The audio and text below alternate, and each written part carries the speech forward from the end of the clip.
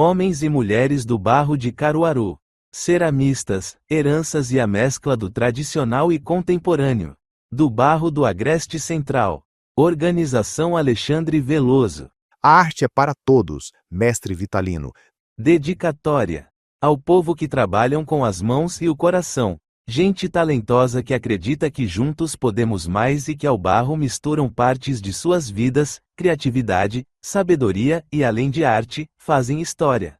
Aos mestres e mestras que iniciaram esse caminhar, com fé, criando além de um estilo, uma identidade territorial, contando a vida de seu povo com o barro, e partilharam a todos, tornando-a comum ao povo do Alto do Moura e orgulho de um país inteiro. Agradecimentos a todos e todas que contribuíram com a realização deste projeto, na construção de mais uma obra de registro e salvaguarda da manifestação popular através da cerâmica figurativa e imaginária deste lindo território artístico, o Alto do Moura, em Caruaru, no Agreste Central pernambucano. Aos artistas envolvidos, que muito nos inspiraram e emocionaram com suas ricas histórias de vida e de arte, que nos acolheram em seus ateliês e residências, generosamente nos contaram sobre suas trajetórias e reflexões da vida de artista, do legado recebido, das relações geracionais e da consciência de transmitir os saberes para perpetuar a tradição. Muito obrigado, mestre Luiz Antônio, às senhoras Marliete, Nicinha e Terezinha, ao mestre Luiz Galdino, que tivemos uma tarde memorável, seu Elias Vitalino e toda sua simpatia, e aos neófitos ceramistas Chivo, Humberto e Ratinho que oxigenam a cena deste lugar imagético e singular. Prefácio. Generoso ingrediente. Estamos na produção do terceiro livro. Já fizemos o livro de Goiânia em 2018 e o de Tracunhaém no ano de 2024. Aportamos em Caruaru, Alto do Moura e depois faremos Belo Jardim, concluindo a série das cidades que tiveram ou têm uma produção significativa de cerâmica figurativa. Goiânia, na zona da Mata Norte, em meados do século passado, foi um grande centro de produção da cerâmica figurativa, tendo o artista Zé do Carmo, em memória, como seu maior expoente, com sua cerâmica e telas com a temática de anjos populares, com o qual tive o prazer de conviver e conversar muitas vezes durante a feitura do livro. Das nossas conversas, lembro-me de sua posição firme quando dizia que não era artesão e sim artista, porque criava. Daí adotamos não utilizar o termo artesão quando tratarmos dos ceramistas. Com o livro Homens do Barro de Goiânia e a exposição de mesmo nome, fomos premiados com o 5º Prêmio Ayrton de Almeida Carvalho, na categoria Acervos Documentais e Memória Cultural, em 2020. Assim, chegamos às terras vitalianas com uma certa bagagem das histórias e processos dos dois primeiros territórios. Escolas diferentes, mas ambas ancoradas na produção e na diversificação artística. No Alto do Moura, diferente das duas cidades por onde já passamos, encontramos muito mais do que um território, um lugar onde se produz ou alguém morou. De semelhante ao fazer da cerâmica, embora com técnicas e temas totalmente diferentes das primeiras. A primeira a colorir as peças, usando uma mistura de breu, corante e querosene, bem antes das tintas disponíveis no comércio. O legado aqui é muito maior que a arte de modelar o barro, as técnicas e os segredos em quaisquer das fases da produção. Comecei a identificar a verdadeira aura do Alto do Moura quando, em vez de me falarem como aprenderam a modelar, ouvi repetidas vezes a importância de repassar os conhecimentos da arte do barro. A importância da boa convivência dos familiares, vizinhos e até famílias inteiras como as de Zé Caboclo e de Vitalino, que perdura até hoje, como nos contou Marliete enquanto fazia mais uma miniatura. Dona Nicinha nos apresentou o mestre Galdino, contando-nos sobre sua relação com o mestre quando criança e sobre o conceito da cerâmica imaginária, que Galdino estreou e sua discípula segue fazendo. Foi conhecendo a obra de Galdino que Ratinho ganhou a liberdade de fazer o que quiser com o barro. A única regra é o criar precioso, a arte. Seja no Alto do Moura com o Mané Ponzeiro, de Galdino, e ainda as crônicas de Vitalino desde 1915, com o Caçador do Gato Maracajá, e com Zé do Carmo em Goiânia, que achava que todo mundo era anjo, com Severina Batista e o Anjo de Três Cabeças, em Tracunhaém e as peças minimalistas das mulheres de Belo Jardim. No Alto do Moura, o principal atributo que norteia a produção artística está além das técnicas de tratar e modelar o barro. A amálgama ali formada nesse mais de um século de cerâmica tem como ingrediente a generosidade e o compartilhamento do saber artístico com todos, absolutamente todos. O mestre não foi retratado por ninguém como o grande artista, artesão, criativo ou qualquer outro adjetivo que a academia certamente lhe daria.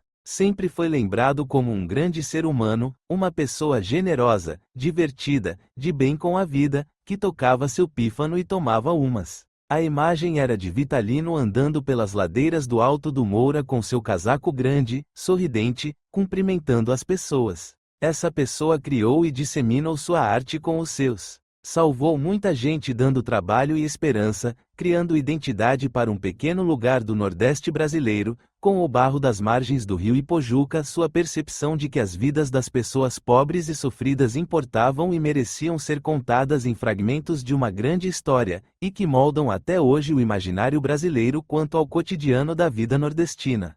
Após 100 anos, além da prática da modelagem, também é praticado o incentivo à transmissão desse saber de uma forma tão natural que isso é dito como se fosse ensinar a cozinhar ou até a andar de bicicleta.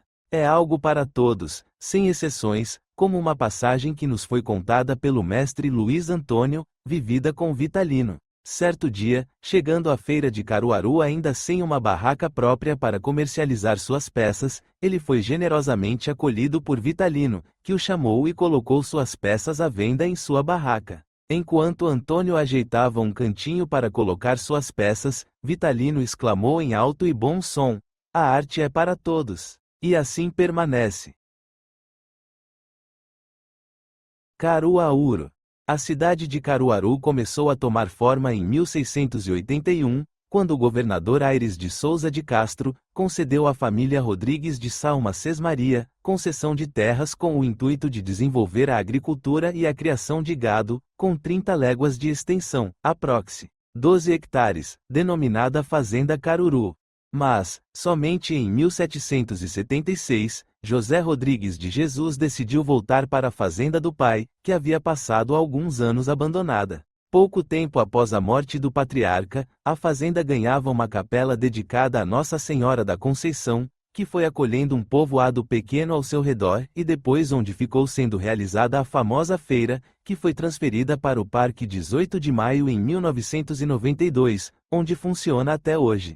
Caruaru tornou-se cidade, uma das primeiras do agreste pernambucano, pelo projeto número 20, do deputado provincial Francisco de Paula Batista, defendido em primeira discussão em 3 de abril de 1857. Após aprovação sem debate, em 18 de maio do mesmo ano, com a assinatura da Lei Provincial número 416, pelo vice-presidente da província de Pernambuco, Joaquim Pires Machado Portela. Localizada no Vale do Ipojuca, ao longo dos anos, Caruaru recebeu vários títulos, sendo conhecida também como a Princesa do Agreste, Capital do Agreste, e a Capital do Forró. O município é o mais populoso do interior de Pernambuco, com uma população residente de 314.912 habitantes, conforme dados do IBGE, relativos ao ano de 2010, que vivem numa área territorial de 921 quilômetros, tendo como padroeira Nossa Senhora das Dores. Atualmente, Caruaru destaca-se como o mais importante polo econômico, médico, hospitalar, acadêmico, cultural e turístico do Agreste, sendo também famosa por sua tradicional feira livre, enaltecida nos versos do compositor Onildo Almeida e na voz do eterno rei do Baião, Luiz Gonzaga. A cidade abriga um dos mais importantes entrepostos comerciais do Nordeste e tem no Alto do Moura o maior centro de artes figurativas da América Latina, título este concedido pela Unesco, como reconhecimento de uma história iniciada na década de 40 do século passado, através do seu mais ilustre filho, Vitalino Pereira dos Santos, o famoso mestre Vitalino, ceramista que fez história através da criação de bonecos de barro, arte perpetuada entre seus familiares e vários discípulos, representados nas gerações de artesãos, ainda hoje residentes na famosa vila, que atualmente é um dos disputados destino turístico no período junino de Pernambuco, somando a arte da cerâmica ao ritmo do forró. Ceramistas. Fazer do barro a preciosa arte. O barro é ouro e com ele cria-se o que tem de mais precioso, a arte. Essa sentença é de Dona Nicinha, que nos recebeu muito bem, com essa lindeza de entendimento da transformação do barro em arte. A delicadeza com que trata a questão podemos ver no vocábulo precioso e no resultado da criação, sendo ela igualmente ou mais preciosa que o valioso minério para o artista. Os ceramistas do Alto do Moura são provas inabaláveis da força da arte popular, com seu tradicionalismo, seus reservatórios afetivos de mais de um século, somados à inquietação dos mais jovens que participam com os seus novos elementos, percepções, acrescentado algo novo e com identidade, a essa mescla artística. Os artistas da cerâmica, seja ela figurativa, decorativa, utilitária ou imaginária, são verdadeiramente artistas, verdadeiros trabalhadores da arte. Lembremos que o processo é duro. Retirar o barro da margem do rio, amassar, retirar impurezas, deixá-lo decantar, lavado, mais limpo, mais fino, precisa-se ainda acrescentar outros ingredientes com muita sabedoria e paciência, até ficar no ponto ideal. Para cada uso, uma liga, uma fórmula sentida nas pontas dos dedos de quem entende. A feitura que começa no pensar e depois transforma a ideia, com talento e algumas ferramentas improvisadas, numa peça concreta, sendo esta, veículo transportador de uma mensagem ou com uma função, que com o tempo, até as peças utilitárias foram transformadas, ou melhor, utilizadas como decorativas. Começa-se selecionando uma porção de barro, uma pequena bacia com água e um paninho para as mãos. Tudo simples. A mesa, o banco, as vestes, o local. A imagem já definida na cabeça vai tomar forma. Uma porção, essa será a base. Mais uma e começa a ganhar corpo. Surgem as feições. Põe-se as roupas, capricham-se nos detalhes, mexe mais uma vez, outra vez. Vira, examina e pronto. Mais uma peça de arte da cerâmica figurativa ou imaginária do Alto do Moura vai ganhar o mundo. Cada artista com seu rito, suas experiências, suas afetividades expressas com a modelagem que concretiza uma imagem vinda dos sonhos, das lembranças de infância, de homenagear os trabalhadores, do seu entorno doméstico, mas como proposta e a certeza de contribuir para a humanidade, falando através do barro, através da arte. Cada em seu aparente silêncio, mas com mentes barulhentas, separados em seus ateliês e juntos como artistas resistindo ao tempo. Mescla. A empírica alquimia do barro.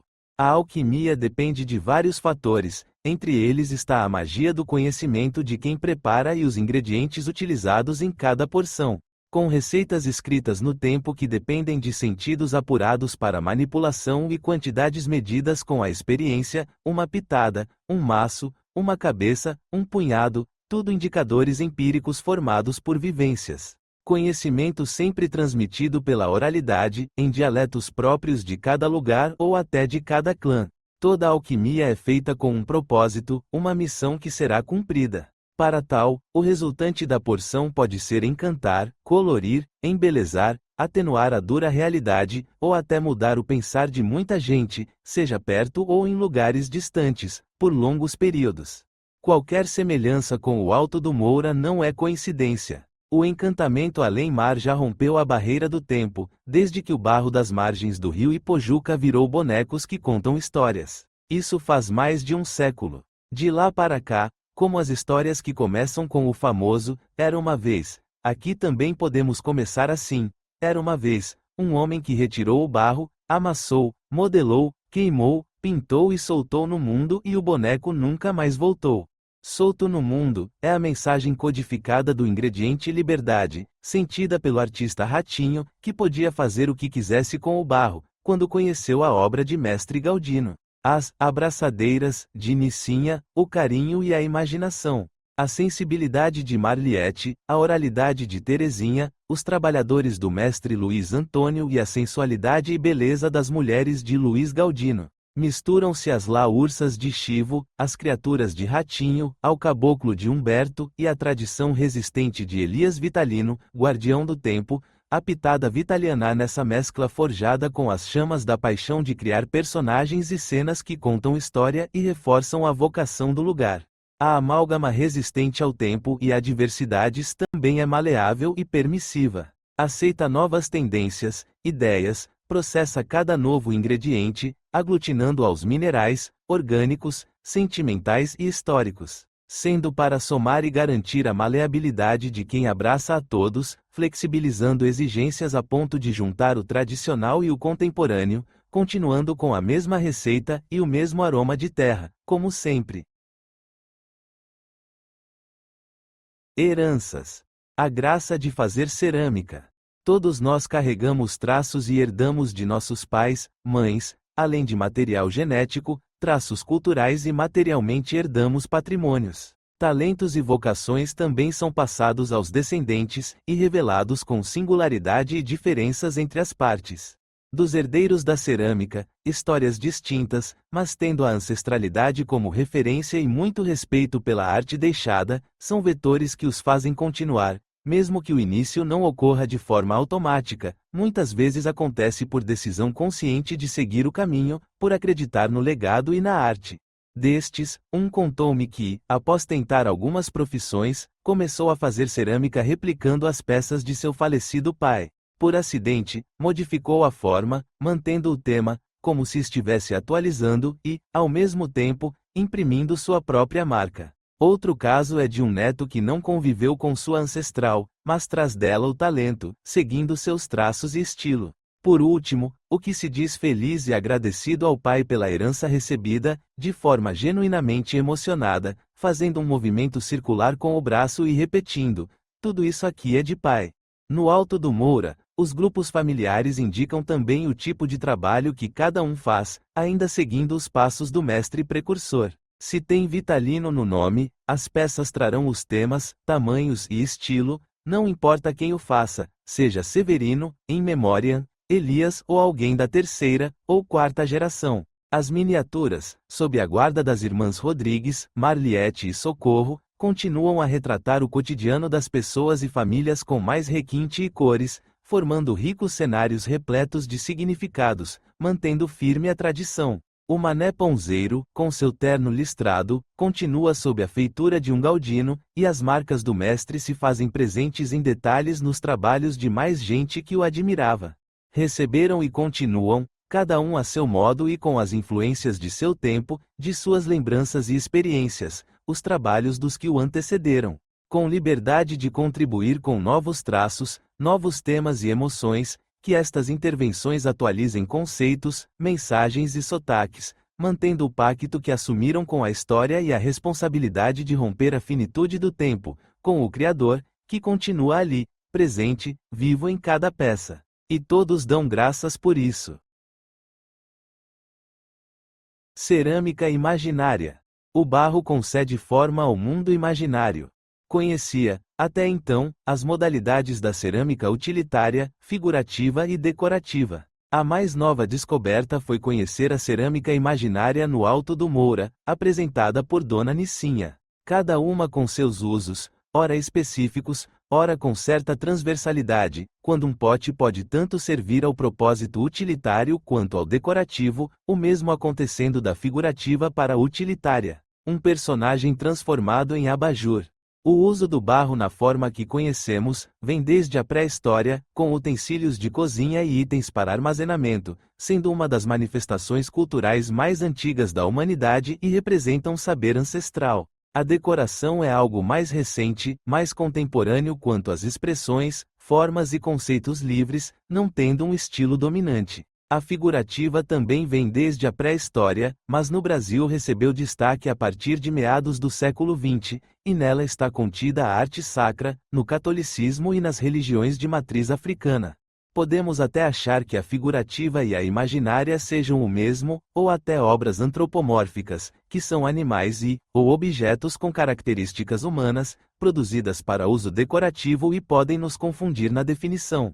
Segundo Nicinha, a cerâmica imaginária é totalmente livre, sem precisar copiar nada do mundo terreno, fruto exclusivamente da imaginação. As palavras da mestra esclarecem o conceito dentro de seu universo, do seu território, que tem no mestre Galdino o precursor dessa modalidade, quando abandonou o realismo. Enquanto a maioria dos mestres reproduzia cenas do cotidiano e se utilizava de figuras humanas e animais, eis que surge nesse universo o Mané Ponzeiro, do mestre Galdino, e outras criaturas oriundas de sua imaginação. Algo libertário, que quebra as amarras que impediam a produção de algo diferente do estilo posto, apresentando criaturas estranhas ao mundo real. O real torna-se sua imaginação quando seu trabalho é criar. Inventar um mundo novo, seja com criaturas de 30 metros de altura, como nos conta Ratinho. Achar que todos são anjos como Zé do Carmo, em Memória, ou talvez uma mulher com corpo de parafuso e braços longos para abraçar a todos, ou ainda um anjo de 3 cabeças de Severina Batista, em Memória. Todos são imaginários e livres, qualquer semelhança com a realidade é um acaso. E só os conhecemos graças ao talento dos que ousaram criar, se inspirando no que ainda não existe. Introdução. Vamos conhecer os mestres e mestras do maior centro de cerâmica figurativa das Américas, conhecido entre nós como Alto do Moura, através das próximas páginas, que trazem um recorte com 9 ceramistas, formando um conjunto bastante heterogêneo com suas formas e estilos distintos. Com um elástico parêntese temporal no tocante à idade, onde o mais velho foi contemporâneo do mestre Vitalino, hoje com 90 anos, e o mais novo, com somente 40 primaveras, separados por meio século, mas unidos no ofício pelo barro. Vale a pena acrescentar, para demonstrar a trajetória do fazer cerâmica no território caruaruense, que a primeira peça feita pelo mestre Vitalino, o Caçador do Gato Maracajá, foi no ano de 1915, há mais de 100 anos. Peça que ilustra o tema herança neste livro, feita também por um Vitalino, o Luiz, filho do Severino, em Memória. Facilmente identificará o porquê do fascínio pela arte e dela manteve-se firme a ponto de manter e atrair tanta gente ao ofício. Tratando-se do Alto do Moura, o quão importante foi e continua a genialidade dos mestres percussores que criaram além do estilo, que classifico como crônicas do cotidiano nordestino, no caso de Vitalino, mas também outros estilos como a cerâmica imaginária de Galdino, criando uma marca, uma identidade territorial. Esta marca continua pelas mãos dos herdeiros ou discípulos, e ainda mantém um ingrediente poderoso e generoso, a partilha de conhecimentos e acolhida aos que chegam no alto, para se aventura reina a vida de artista da cerâmica. O que parece um ato simples aos olhos dos desavisados, chama a atenção que todos são concorrentes, além dos novos, poderiam mexer na marca estabelecida, quanto à identidade e estilo, mas, como dito por vários com quem conversamos, os novos ou jovens são bem-vindos e nada atrapalha aos que lá estão, pelo contrário, oxigenam a cena, ao invés de conflitos somente funcionam como comparativos e aumento de oferta atraindo outros públicos. Essa mescla, do tradicional com o contemporâneo, será percebida ao ponto de que você, leitor, aprecie a produção de cada artista, observando suas obras e somando com os fragmentos históricos trazidos nos textos resultantes das pesquisas, entrevistas e conversas em seus ateliês, oficinas, devidamente moldados com muito carinho, trazendo o artista e peculiaridades de sua trajetória de forma positiva e palatável para uma publicação que objetiva apresentar os ceramistas e arte da cerâmica de forma artística e digna como merecem. Observar os diferentes temas é um exercício bem interessante que nos dá pistas do íntimo artísticos de cada um, seja na sensualidade das mulheres bonitas de Luísa Galdino, ou até as novas cores utilizadas por Marliette que nos remete à atualidade moderna mesmo que a cena seja de uma avó contando história. Ratinho que quebrou as amarras criativa quando conheceu a obra de Galdino, diferente do mestre, usa um contrastante colorido, que no pensar no tradicional do alto, porém diferente. Como Eudócio fazia com os personagens do Reisado, Chivo transveste famosos com as laúrsas colocando-os em folia.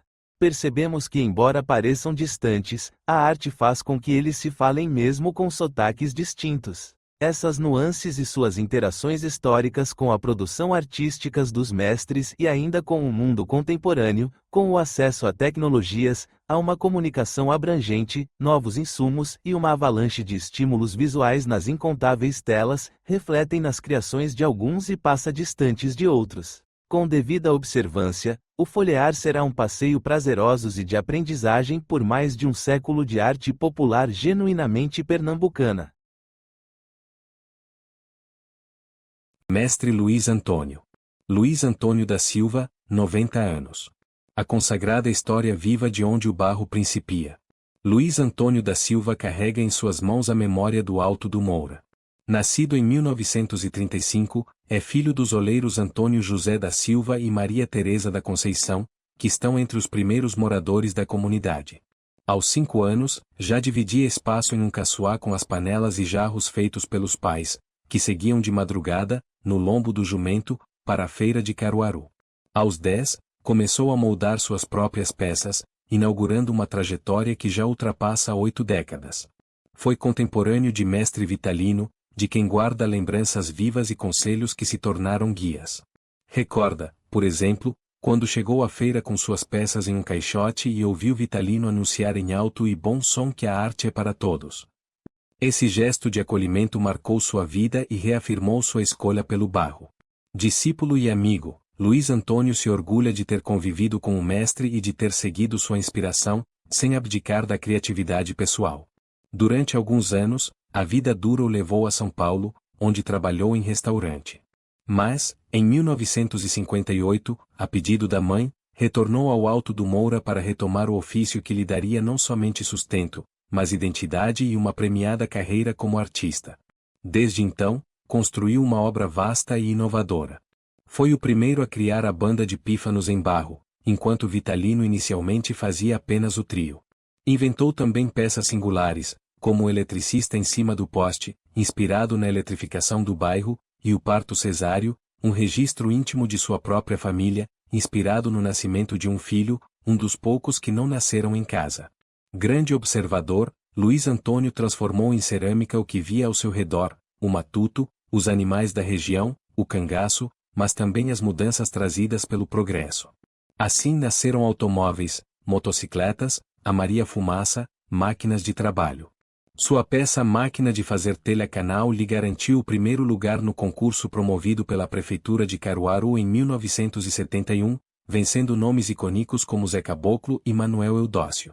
Casado com a também artesã Odete do Nascimento, criou 10 filhos com o barro, e quase todos seguem no ofício.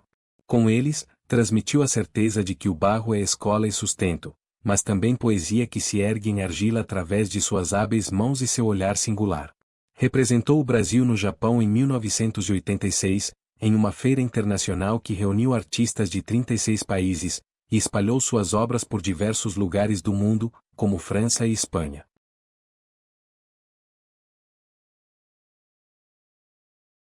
Marliete Rodrigues. Marliete Rodrigues da Silva, 68 anos. Mãos hábeis e generosas que moldam o barro e suas histórias. Quando Marliete Rodrigues da Silva nasceu, em 1957, no Alto do Moura, já parecia predestinada ao barro. Ela mesma conta que veio ao mundo com uma bolinha de barro na mão, como se a arte já estivesse impressa em seu destino. Filha do mestre Zé Caboclo, um dos primeiros discípulos de mestre Vitalino, cresceu cercada de figuras de barro que representavam a vida simples e o cotidiano do povo nordestino. A mãe, que era rendeira, logo trocou as linhas e a agulha pelo barro, percebendo que aquele material não só trazia sustento, mas carregava histórias. A casa em que Marliete cresceu era um verdadeiro ateliê vivo, onde cada gesto dos pais se transformava em aprendizado e legado que ela segue honrando e passando adiante para as novas gerações de sua família. Desde pequena, Marliete brincava com as sobras de barro enquanto observava o pai criar figuras. Aos 6 anos já fazia seus próprios brinquedos, e aos 8, começou a vender pequenas peças para ajudar nas despesas de casa. Esse começo precoce moldou uma artista que, ao longo de mais de 6 décadas de trabalho, construiu um estilo que se destaca por sua delicadeza e pelo rigor dos detalhes. Acho importante fazer as coisas que a gente vive. Retratar como era e como é a nossa vida. Minhas cenas são muito assim, conta ela. Marliete viveu intensamente a transformação do Alto do Moura no maior centro de arte figurativa das Américas. Carregou consigo as histórias do pai e dos mestres que o influenciaram, mas nunca se limitou a simplesmente repeti-las. Com o tempo, encontrou sua própria identidade, criando peças em miniatura que se tornaram sua marca registrada. Esse trabalho exige precisão e paciência, mas para ela o desafio é parte do encantamento.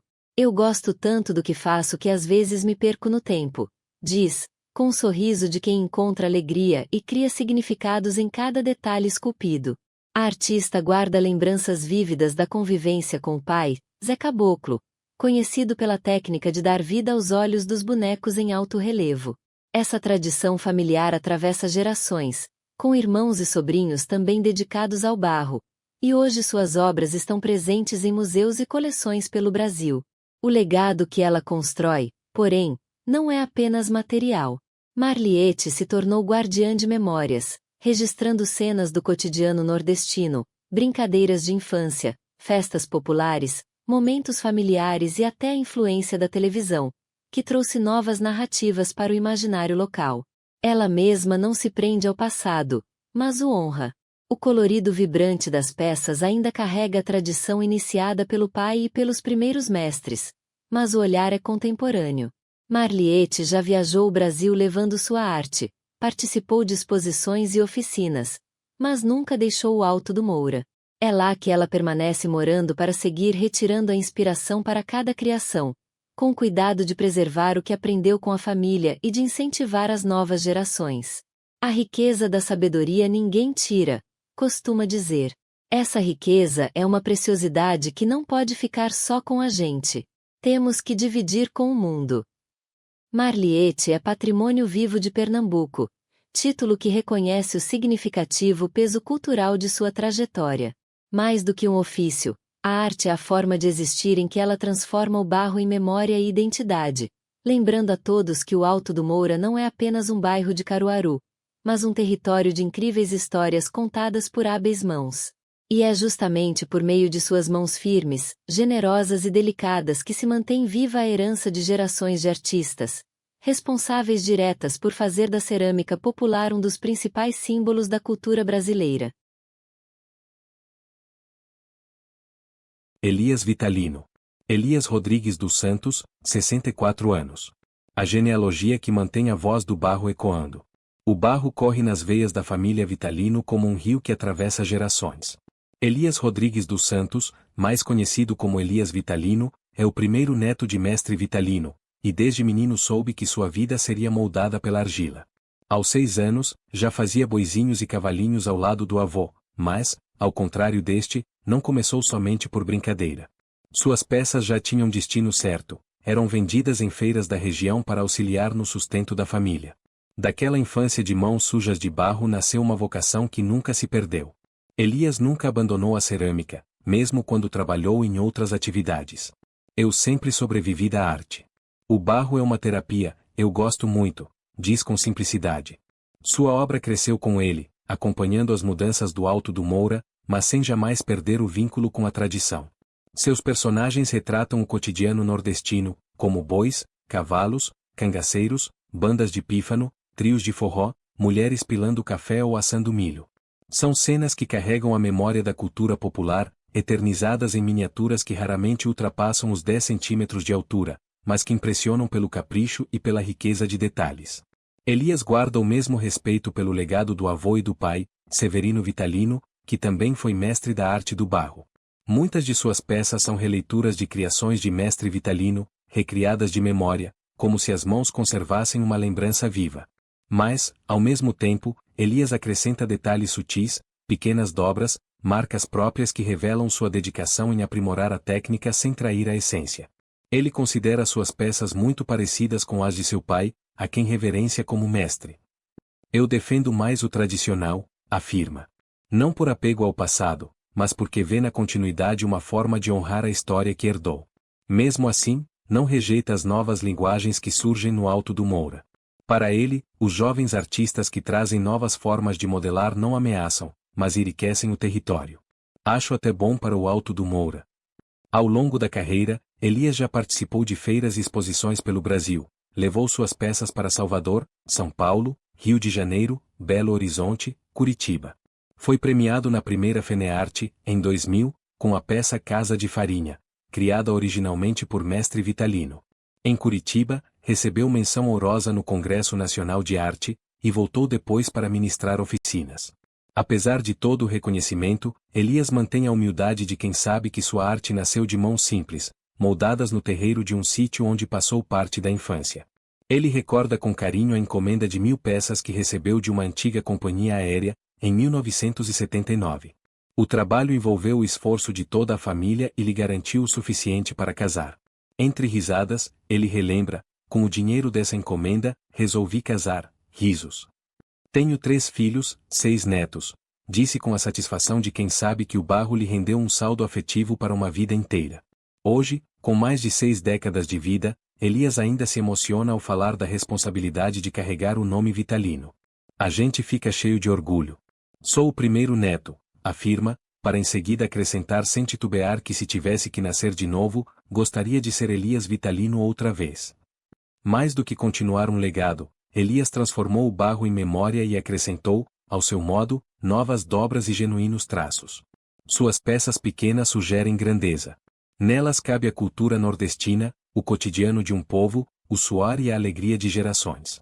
Se Mestre Vitalino deu voz ao barro, Elias Vitalino mantém o coro, afinando com sua própria sensibilidade, e provando que a tradição é viva justamente porque continua a se renovar. Nicinha. Cleonice Otília da Silva, 67 anos.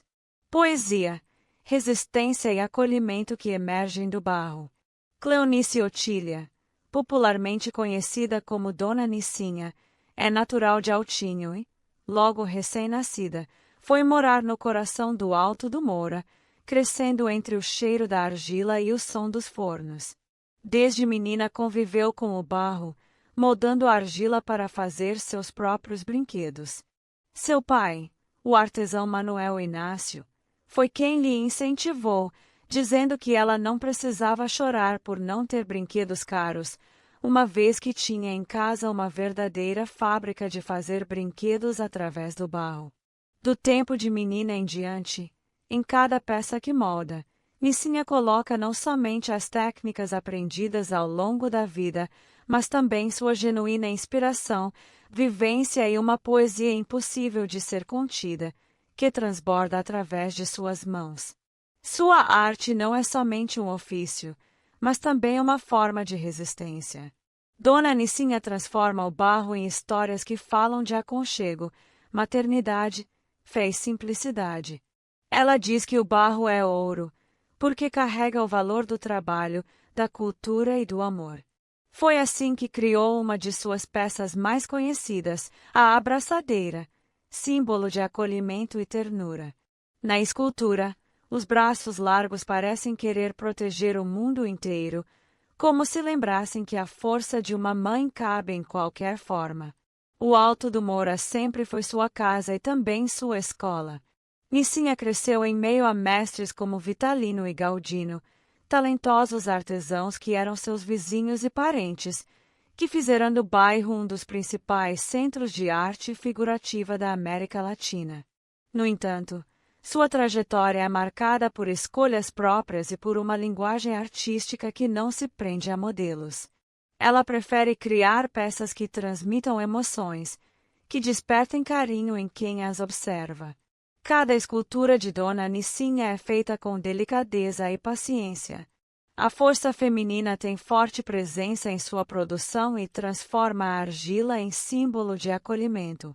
As figuras maternas, os gestos de proteção, os detalhes minuciosos revelam o olhar sensível de quem viveu toda uma vida em verdadeira comunhão com a terra. A artista carrega no rosto e no sorriso a história de uma mulher que encontrou na arte um caminho de expressão, mas também de cura. Ao falar de seu trabalho, ela se emociona, porque vê em cada peça um pedacinho de sua vida e da vida das pessoas que inspiram sua criação.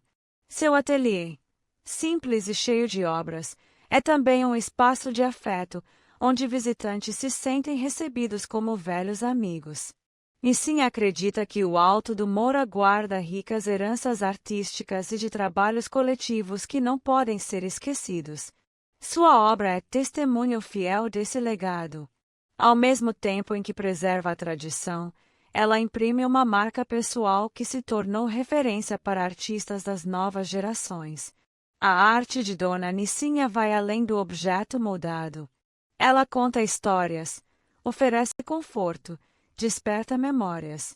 Mesmo no silêncio das peças, é possível ouvir a voz de uma mulher que aprendeu a transformar barro em sentimento e que, com o passar do tempo, se descobriu poetisa. A arte de Nissinha é uma ponte de múltiplas vias, conectando passado e presente, tradição e modernidade. É barro, palavra e um registro vivo da cultura do Alto do Moura, um lugar extraordinário, verdadeiramente encantado e de onde ela nos prova, através de suas peças e poesias, que a simplicidade pode ser grandiosa. Mestre Luiz Galdino. Luiz Galdino de Freitas, 66 anos. A beleza e a alegria de um povo refletidas no barro. Luiz Galdino de Freitas nasceu em Caruaru em 1958 e cresceu entre o cheiro da argila e a força da tradição. Aos 8 anos, já ajudava a mãe a modelar jarras e utensílios, experiência que o levou a perceber o talento que tinha nas mãos. Foi nesse ambiente, próximo de Mestre Vitalino, que Galdino começou a construir sua identidade artística. Ele costuma dizer que com o tempo, eu fui percebendo ter talento também. Até hoje, graças a Deus, eu sou muito satisfeito com a minha profissão. Sua relação com o barro é marcada pela inquietação criativa. Galdino não se contentou em repetir padrões e buscou dar novas expressões ao tradicional estilo figurativo. Para além dos estereótipos nordestinos, ele criou personagens femininas com sorrisos, batons e um ar de alegria que contrastavam com a imagem de sofrimento historicamente associada ao sertão. Essa mudança estética não diminuiu a força cultural da tradição, mas trouxe um olhar renovado que dialoga com os tempos atuais. A beleza feminina, a sensualidade brejeira e as cores vibrantes das roupas se tornaram características marcantes de sua obra, que inspirou a produção de muitos artesãos do Alto do Moura. Apesar do reconhecimento, Galdino mantém um perfil reservado. Ele nunca se viu como alguém que precisava se promover. Prefere sempre deixar que o trabalho fale por si. Sua oficina no Alto do Moura é um espaço de criação, mas também de aprendizado para quem quer se aproximar da arte do barro. Dono de uma generosidade ímpar, ele costuma afirmar: "Passo minha arte com muito gosto. Quem quiser aprender comigo pode vir, porque ensino com amor, não quero o dinheiro de ninguém." A trajetória de Galdino é feita de sonhos e persistência. Ainda jovem, se dedicou à música e viveu anos no Recife, onde fez exposições e sobreviveu do artesanato. Ao voltar para Caruaru, encontrou o Alto do Moura abandonado e decidiu agir. Assumiu a presidência da Associação de Artesãos e Moradores do bairro, trouxe projetos e ajudou a fortalecer a comunidade, deixando uma marca que persiste até hoje. Deu-se à comunidade, ao coletivo, atendendo o chamado da sua terra, com a certeza da construção de um mundo mais igual começa em nós e onde convivemos com trocas de afetos, num escambo solidário perene e saudável onde todos ganham. Sua dedicação e imenso talento levaram a conquistar espaços de destaque no cenário artístico. Foi integrante da Alameda dos Mestres da FENEARTE entre 2014 e 2016, participou de feiras e exposições em cidades como Recife, Salvador, Belo Horizonte, Porto Alegre, Rio de Janeiro e São Paulo. No cenário internacional, representou a arte do barro pernambucano na 25ª Mostra Internacional de Artesania Tradicional, em Santiago, no Chile. Em 2024, uma de suas peças mais emocionantes, Fuga para o Egito, venceu o Salão de Arte Religiosa da FENEARTE, uma conquista que o surpreendeu profundamente. Mesmo com tantos reconhecimentos, Luiz Galdino continua simples, moldando a argila como quem conversa com sua própria história. Sua obra não é apenas estética, é um rico testemunho de uma trajetória de resistência e renovação. Em suas inventivas mãos, o barro ganha vida e revela uma visão genuína e poética do povo nordestino, onde a alegria e a beleza se sobrepõem à dureza da realidade. Terezinha Gonzaga. Terezinha Gonçalves Simões, 63 anos. A inspiradora trajetória de vida pavimentada pela arte do barro. Terezinha Gonzaga nasceu em 1962 no Alto do Moura, berço da cerâmica figurativa popular de Caruaru. Filha de feirantes, Cresceu em uma casa simples onde o barro já era parte do dia a dia. O pai fazia pratos de barro, a mãe comprava panelas e pequenos animais de outros artesãos e queimava tudo no quintal antes de levar para vender na feira de Caruaru. Desde pequena, Terezinha acompanhava a família nas madrugadas frias, sentada em caixotes de madeira, ajudando a arrumar a mercadoria antes do sol nascer. O transporte era feito em carroça de burro, pois não havia dinheiro para viagens de Toyota ou rural. Ela começou a brincar com o barro aos 7 anos, criando seus próprios bichinhos.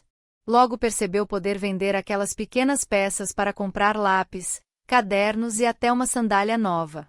Ainda menina, aprendeu a reproduzir personagens de Mestre Vitalino, como os retirantes e a banda de Pífano. Aos 15 anos, casou-se com o artesão Gonzaga e juntos criaram uma história marcada por arte e superação. Trabalharam em parceria para a Fazenda Nova, responsável pelo icônico espetáculo da Paixão de Cristo, produzindo peças para cenários e decorações. Com o tempo, expandiram o trabalho para clientes de outros estados e países. Mas a vida também trouxe desafios. Gonzaga adoeceu e passou 25 anos sem andar e sem falar, período em que Terezinha cuidou dele e criou os 5 filhos. Continuou trabalhando sem parar, transformando a arte em força e esperança. Eu fiz do barro minha psicóloga, minha companheira, minha mãe, que nunca deixou faltar nada. O barro, para mim, foi o maior amor que encontrei na vida, conta. Os filhos seguiram o exemplo dos pais e todos se tornaram ceramistas. Hoje trabalham juntos no ateliê da família, localizado na rua Mestre Vitalino. Ali, cada um tem uma função específica no processo de criação, modelagem, queima e pintura, garantindo um padrão de qualidade que faz com que suas peças cheguem a mercados de todo o Brasil. A carreira de Terezinha já soma mais de meio século de dedicação ao barro. Seu trabalho retrata o cotidiano e a cultura do Nordeste brasileiro. Uma de suas criações mais marcantes é a luminária com estrelas vazadas, inspirada em uma lembrança de infância. Quando acontecia de o céu ficar muito estrelado, a Ipai mostrava o céu, apontava para as estrelas e dizia que, se você fizesse um pedido, você realizava. Eu cresci acreditando nas estrelas. Em 1998, criei uma luminária, vazei as estrelas nas paredes para a luz sair, brilhar. Reconhecida como Patrimônio Vivo de Caruaru, Terezinha já recebeu dezenas de homenagens, participou de eventos nacionais e internacionais e até foi celebrada em um desfile da Mocidade Independente de Padre Miguel, no Carnaval do Rio de Janeiro. Ela lembra com emoção desse dia, quando subiu em um carro alegórico representando a arte do barro para o mundo inteiro. Foi um filme da minha vida que passou na cabeça.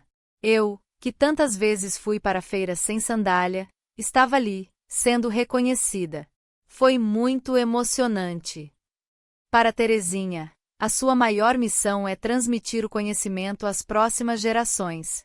Ela acredita que a arte não pode morrer com os mestres e insiste para que os filhos, netos e aprendizes mantenham vivo o legado do Alto do Moura. Nascer aqui é uma bênção. Quero mais tempo para aprender e ensinar, porque cada dia a gente se renova. Hoje, com serenidade, Terezinha Gonzaga olha para trás e reconhece o caminho percorrido. Do caixote de feira ao reconhecimento como patrimônio cultural, sua trajetória foi toda pavimentada pela arte do barro, de onde tirou forças e inspiração para ser o alicerce de histórias de vidas marcadas por talento, resiliência e genuíno amor pelo ofício. Chivo. Sivonaldo Nunes de Araújo, 46 anos. O barro como forma de transcender a realidade.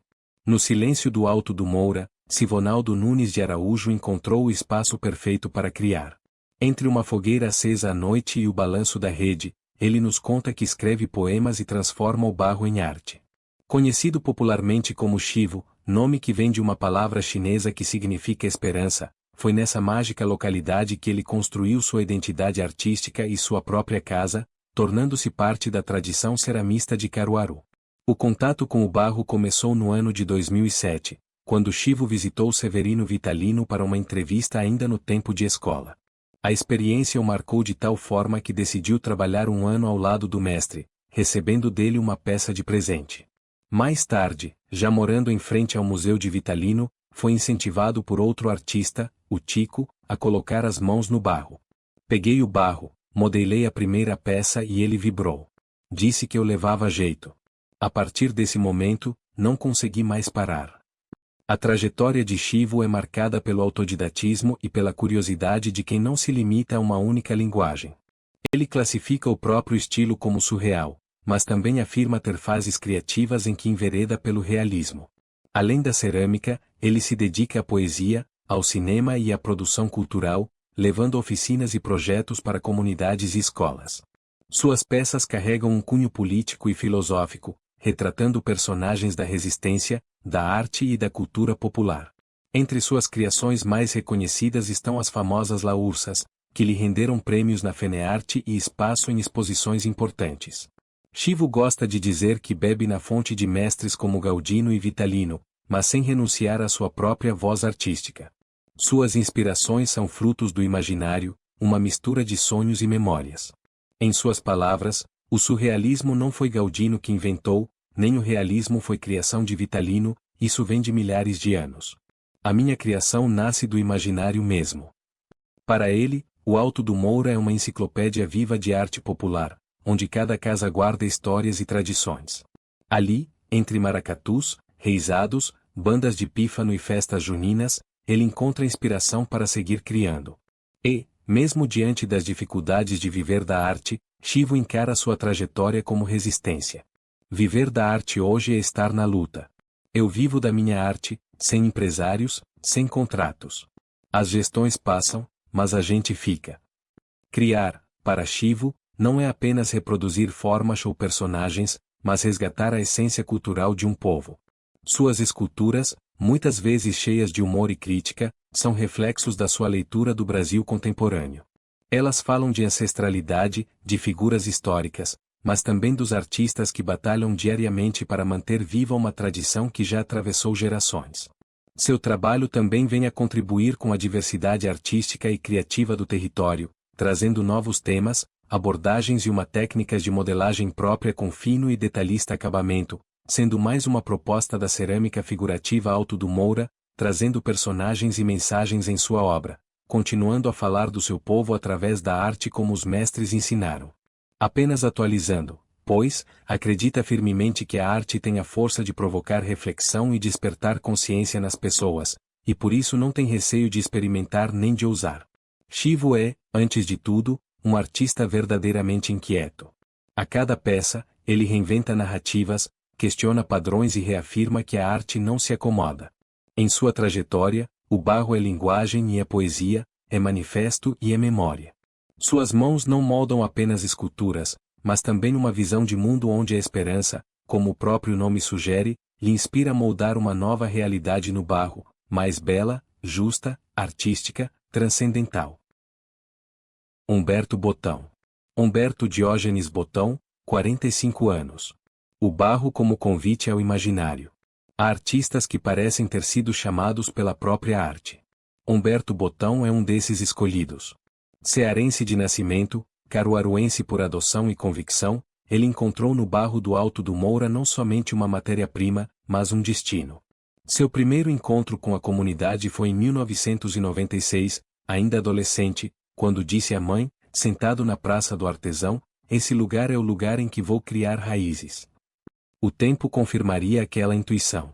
Humberto viveu em diferentes cidades, morou fora do país, experimentou linguagens diversas como o desenho, a pintura e até a escultura em concreto. Mas foi em Caruaru, mais precisamente no Alto do Moura, que a arte do barro se revelou como o caminho definitivo. Meu encontro com o Alto do Moura não é um encontro comercial, é um encontro de espírito, resume. Ali, entre fornos, ateliês e a respiração coletiva de uma comunidade artística única no mundo, Humberto construiu não só sua obra, mas também uma filosofia de criação. Para ele, o barro não é apenas um recurso material, é um organismo vivo que lhe permite erguer narrativas estéticas e conceituais que atravessam tempo e território. Se Mestre Vitalino eternizou tipos populares, se as bonecas, miniaturas e frutas marcaram fases criativas do Alto do Moura, Humberto Botão representa a inquietação contemporânea. Ele chama sua produção de cerâmica conceitual ou obras imaginárias, justamente por não caber em rótulos tradicionais como expressionismo ou surrealismo. O ceramista, no entanto, não se limita ao fazer individual.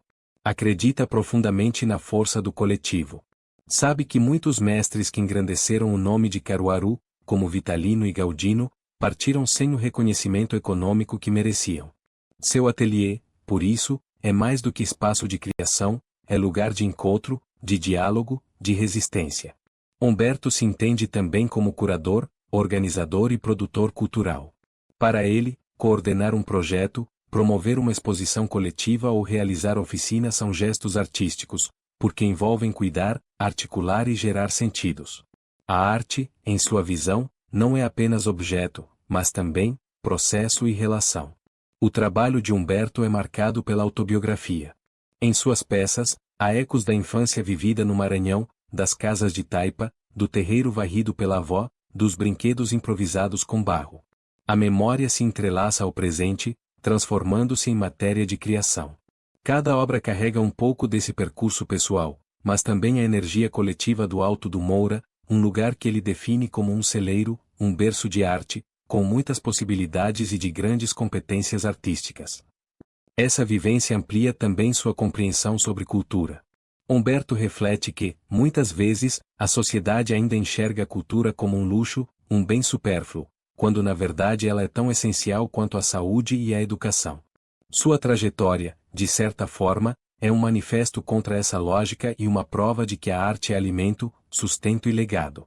A poesia que emerge do barro em suas mãos não é só estética, é também política e existencial.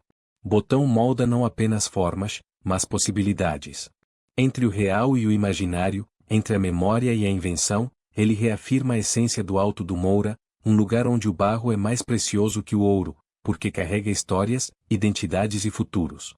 Humberto Botão é, assim, um ceramista do seu tempo. Um artista que honra a tradição, mas que não teme reinventá-la. Que celebra a coletividade, mas não abre mão da subjetividade para expressar inconfundível personalidade. Que encontra no barro, vivo e maleável, a matéria ideal para dizer o indizível. Suas peças são verdadeiros convites. Mesmo no silêncio das formas erguidas, Humberto Botão nos oferece a liberdade de imaginar, de sentir, de se reconhecer na argila moldada. Rafael Costa Pereira, 40 anos. Aquele que modela o barro como um sonho para o deleite dos despertos. Rafael Costa Pereira é conhecido em todo o Alto do Moura como Ratinho, apelido que ganhou na infância e que hoje carrega como assinatura artística. Nascido em Caruaru, cresceu próximo ao rio Ipojuca, onde passava horas brincando e explorando a natureza. Ainda menino, já demonstrava fascínio pelas formas e pelas cores que encontrava ao seu redor. Gostava de observar máscaras de carnaval, guardava capas dos discos e se encantava com filmes de grandes cineastas. Tudo parecia alimentar seu olhar curioso e pavimentar o caminho que o levaria ao barro no início da vida adulta. Foi somente aos 20 anos, em 2012, que Ratinho colocou as mãos na argila pela primeira vez. A oportunidade veio mediante uma visita ao ateliê de Severino Vitalino, filho do lendário mestre Vitalino, que lhe deu um pedaço de barro para experimentar. A sensação foi intensa, mas o resultado o deixou inseguro. A peça que moldou não tinha a estética tradicional que ele conhecia, era diferente de tudo que se via no Alto do Moura. O estranhamento quase o fez desistir. Ratinho só não abandonou o sonho porque, pouco depois, visitou o Museu de Mestre Galdino. Diante da ousadia e da criatividade das obras do mestre, percebeu haver espaço para criar sem limitações. Essa descoberta foi um divisor de águas para Ratinho, que decidiu não seguir fórmulas. Seu caminho na cerâmica seria guiado pela singular intuição de quem verdadeiramente sonha acordado. A partir desse momento, iniciou-se uma trajetória marcada pela originalidade. Ratinho passou a desenvolver um estilo muito próprio. Suas peças são únicas, criadas sem moldes e sem a intenção de repetir formas. Para ele, a argila tem vida própria. Muitas de suas esculturas nascem de sonhos que ele transforma em criaturas que parecem habitar outro mundo. E no mundo imaginário, verdadeiramente habitam, outra dimensão, alcançada apenas por quem tem ousadia para pensar o diferente e com bastante coragem para apresentar ao mundo, algo novo. Suas criaturas em barro e policromadas existem sim, segundo o artista, eles medem uns 30 metros de altura, são todos do bem, calmos. Outras obras surgem da música, do cinema, de memórias de infância ou de encontros com pessoas que marcaram sua vida. Ratinho não vê sentido em reproduzir o que já existe. Seu prazer está em dar forma ao que ninguém ainda viu, em criar seres que carregam um mistério quase sobrenatural. Gradualmente, sua obra começou a ser reconhecida. Suas peças passaram a fazer parte de coleções importantes, ganharam espaço em exposições e despertaram o interesse de quem procura algo diferente. Ratinho, inclusive, se tornou referência para toda uma nova geração que, sem abandonar a tradição do Alto do Moura, se permite experimentar novos caminhos artísticos. As esculturas que surgem das mãos de Ratinho parecem ter alma. Ele pinta cada peça com paciência e sensibilidade, obedecendo ao que considera ser a voz delas. Para Ratinho, esse processo um tanto quanto místico de criação não termina quando a argila seca ou quando a obra vai ao forno. Só quando as peças ganham as cores que elas mesmas escolhem é que ele considera o trabalho finalizado. Suas criações têm uma força quase espiritual. São entidades que parecem saídas do mundo dos sonhos. Todas têm uma identidade própria e existem somente pela inventividade de um artista que parece ter livre acesso às paragens de Morfeus. Ao olhar para suas obras, é possível perceber que o artista não apenas modela a argila, mas recria em nosso plano desperto o que só seria possível ver no mundo do sonhar.